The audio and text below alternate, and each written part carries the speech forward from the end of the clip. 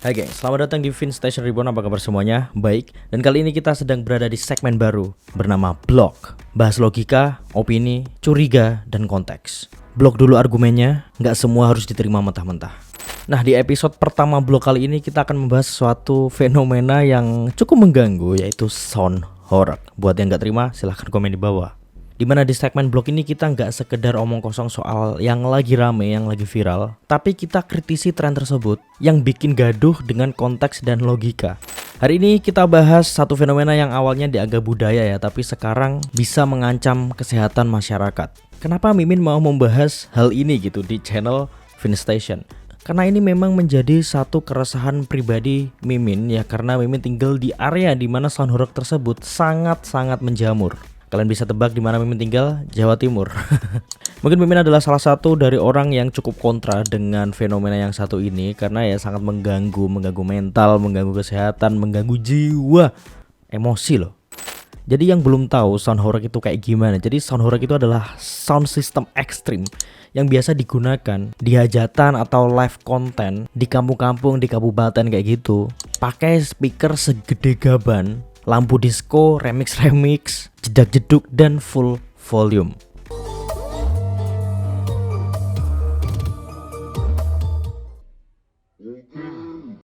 Nah, memang dulu konteksnya ya kayak di hajatan, kayak sekedar hiburan semata. Dan gak hanya hiburan, tapi jadi bentuk ekspresi diri dan ajang pamer di lingkungan. Nah, menurut sebuah riset yang publikasinya awal Juli 2025 ini ya, sound horror sering menghasilkan kebisingan mencapai 100 hingga 110 desibel. Jauh melebihi ambang yang udah ditentukan sama pemerintah, gengs. Dimana 55 desibel di siang hari dan 45 desibel di malam hari. Jauh banget. Indonesia mengacu pada Peraturan Menteri Lingkungan Hidup tahun 1996 yang menetapkan batas kebisingan di pemukiman maksimal 55 desibel di siang hari dan 45 desibel di malam hari. Dan sound horror yang mencapai 100 desibel lebih itu harusnya menyalahi aturan, yang bahkan 2 kali lipat dari batas aman.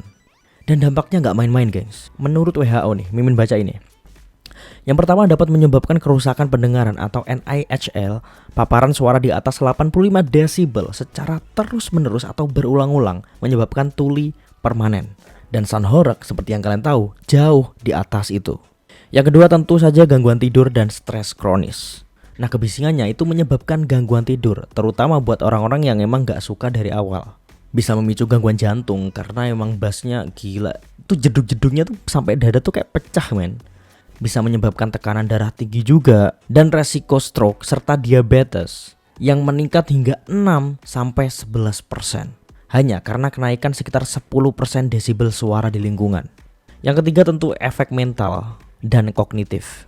Noise pollution atau polusi suara atau polusi kebisingan dapat memicu kecemasan, agresi, bahkan menurunkan performa kognitif, terutama pada anak-anak dan remaja. Dan kebanyakan di sound horror yang ada di sana adalah anak-anak dan remaja. WHO menyebutkan ya bahwa noise pollution sebagai permasalahan lingkungan utama di dunia setelah polusi udara. Nah, dulu sound horror memang bagian dari budaya rakyat seperti musik jalanan atau pertunjukan desa, gengs. Tapi kini sound horror lebih jadi ajang kompetisi.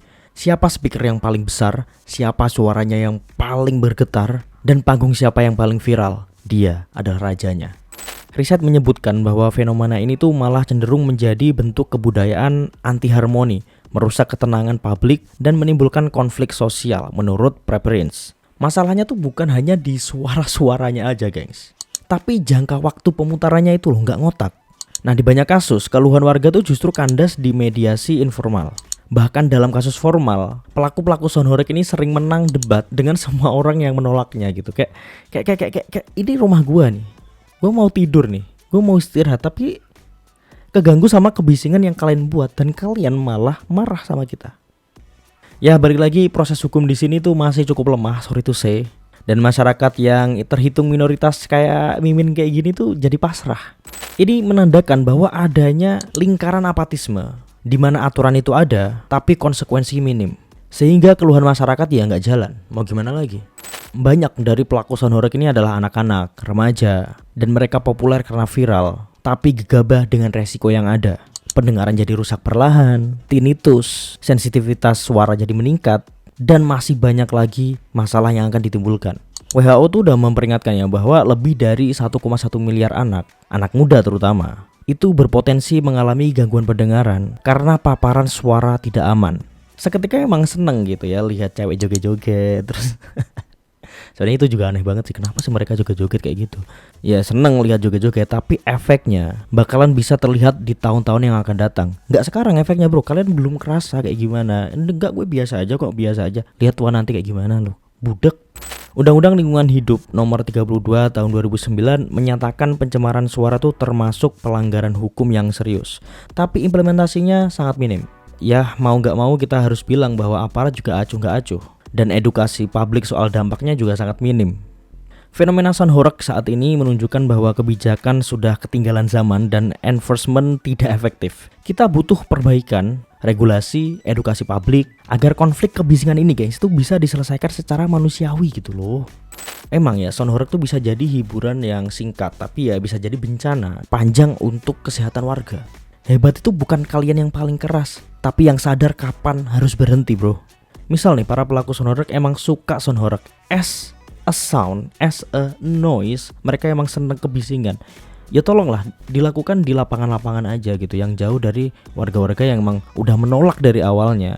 Tapi ini ironis karena Mimin tinggal di tempat yang dimana sound horeg itu cukup menjamur. Dimana saat Mimin tanya sama teman-teman yang emang udah biasa nonton sound horeg, ternyata di sana yang menikmati juga nggak sedikit gitu, banyak banget. Mulai dari muda, tua, cewek, cowok, boti, semua seneng. Jadi emang dari awal sound horeg ini emang udah dicintai masyarakat. Tapi ya mbok tolong gitu, banyak orang juga yang terganggu. Banyak rumah-rumah yang harus dihancurkan, jembatan-jembatan yang harus dirubuhkan karena ya truk sound horeg nggak bisa lewat. Man, come on, dimana logika kalian gitu? Mungkin di sini akan banyak banget yang kontra sama pendapat Mimin, tapi emang ini adalah keresahan pribadi. Jadi sok di komentar aja negatif kalau memang kalian nggak setuju sama pendapat ini. Karena emang jujur aku nggak bisa menikmati gimana enaknya sound horeg. Karena pernah nonton sekali, dada kayak jatuh bro, telinga kayak pecah. Kok bisa kalian menikmati di belakangnya sambil joget-joget? Aduh, oke. Ya, as hiburan itu oke, asalkan ditempatkan di tempat yang cukup luas dan tidak mengganggu. Tapi bro, itu 100 desibel tuh jaraknya bisa 1 km, 2 km tuh masih kedengeran men. Dan ini harusnya ya yang concern adalah pemerintah, balik lagi. Emang ini kita nggak bisa menyelesaikannya sendiri. Peraturan memang harus tegas, konsekuensinya juga harus tegas. Karena kalau nggak dari yang pembuat kebijakan, membuat peraturan, ya kita nggak bisa apa-apa men. Nikmati aja Indonesia as a Vrindavan. Ingat, suara bisa jadi hiburan, tapi suara juga bisa menjadi kejahatan dan kekerasan. Kalau kupingmu kuat, belum tentu kuping orang lain juga kuat. Kalau kalian seneng, belum tentu orang lain seneng. Jadi ya manusiawi lah sedikit. Ya mungkin segitu dulu aja konten vlog kali ini. Terima kasih semuanya buat yang udah nonton sampai akhir. Jangan lupa subscribe, bunyi lonceng notifikasinya supaya kalian gak ketinggalan konten-konten terbaru dari Vinstation Reborn selanjutnya. See ya in the next video guys, and bye bye. I know you told your friend you're not okay, and tell me what's wrong and why you never said you felt that way. And guess you're trying to stay strong and fake a smile until I look away. But I've known you too long, it hurts to watch